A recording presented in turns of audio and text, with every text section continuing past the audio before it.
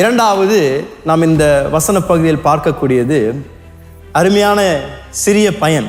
அவனை குறித்து நாம் வாசிக்கும் பொழுது நாம் கற்றுக்கொள்ளக்கூடியது, நம்மளுடைய கரத்தில் இருக்கக்கூடியதை தரக்குறைவாக நாம் எண்ணக்கூடாது. இந்த 6ஆம் அதிகாரத்தில் 8வது 9வது வசனத்தை மீண்டும் வாசிக்கலாமே.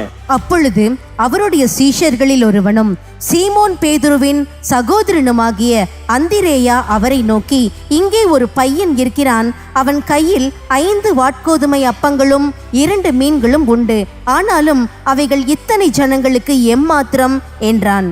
சில நேரத்தில் வேடிக்கையா சீஷர்களை வேர்க்கணும்னே ஆண்டவர் சில நேரத்தில் அவங்கள பார்த்து கேள்வி கேட்பார்.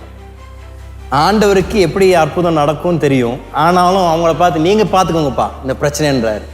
அவங்க வேர்த்து கொட்டி எங்கடா இதுக்கு போய் பண்ணுறேன்னு சொல்லி அவங்க ஒரு பொடிய பையன் அங்கே தான் நடந்து போயிட்டு இருந்திருப்பான் போல, ஏதோ ஒரு பையை தூக்கிட்டு அவனை உடனே பிடிச்சி, நான் நினைக்கிறேன் பேதுரு தான், என்னடா வச்சிருக்கிற அவன் பையிலன்னு சொல்லி அவர் உள்ள ஆராய்ச்சி பார்த்து அவங்ககிட்ட ஒரு 5 அப்பம் இருக்கிறத பார்த்து 2 மீன் இருக்கிறத பார்த்து வாடான்னு சொல்லி சும்மா வேணுகிட்டே இயேசு இடத்துல ஒரு சப்பானி சாக்கு சொல்வதற்காக அந்த பையனை கொண்டு நிறுத்தியிருக்கிறாங்க. அதுதான் உண்மை. அவங்களுக்கு தெரியும் இதை வச்சு என்ன பண்ண முடியாதுங்க, 20,000 பேருக்கு இதை கொண்டு போஷிக்க முடியாது. ஸோ என்ன பண்ணுறாங்கன்னா இந்த பையனை கொண்டு வந்து இயேசுக்கு முன்பதாக நிறுத்தி அவங்க இயேசு இடத்துல சொல்கிறாங்க, இந்த பையன்கிட்ட 5 அப்பமும் 2 மீன் இருக்கு ஆண்டவரே சொல்லி போட்டு அவங்க என்ன சொல்லியிருக்கணும்னா, ஆண்டவரே உம்மால் கூடாதது ஒன்றுமில்லை, நீர் நினைத்தால் எல்லாவற்றையும் செய்யலாம், அற்புதம் செய்யும் ஆண்டவரே என்று சொல்லியிருக்கணும். ஆனால் என்ன சொன்னாங்கன்னா, இவ்வளோ பெரிய ஜனங்கள் மத்தியில் இவன் வைத்திருக்கின்றது எம்மாத்திரம் என்று கேட்குறான்.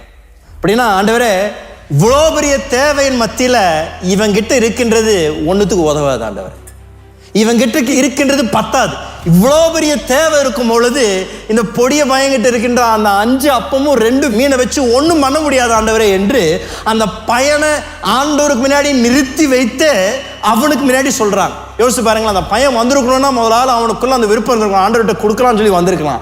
அவனே கொடுக்கலான்னு வந்திருக்கிறவனே ஆண்டவருக்கு முன்பதாக தரக்குறைவாக பேசுகிறான். இவங்கிட்ட இருக்கிறது இது எம்மாத்திரம் ஆண்டவரே என்று கேட்குறான்.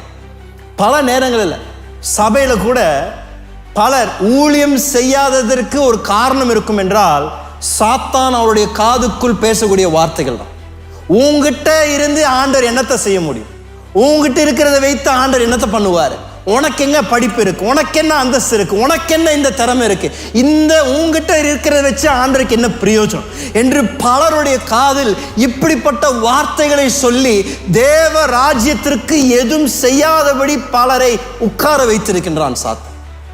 உனக்கு படிப்பு பத்தாது, உனக்கு அந்தஸ்து பத்தாது, உனக்கு இருக்கிற பணம் பத்தாது, நீ மற்ற பெரியவங்களை செய்ய விடு, மற்ற பணக்காரங்களை செய்யட்டும், நீ என்னத்தை போய் செய்ய போற என்று பலரை மட்டம் தட்டி ஆண்டவருடைய ராஜ்யத்திற்கு எதுவும் செய்யாதபடி அவளை சும்மா உட்கார வைத்திருக்கின்றான் சாத்தான்.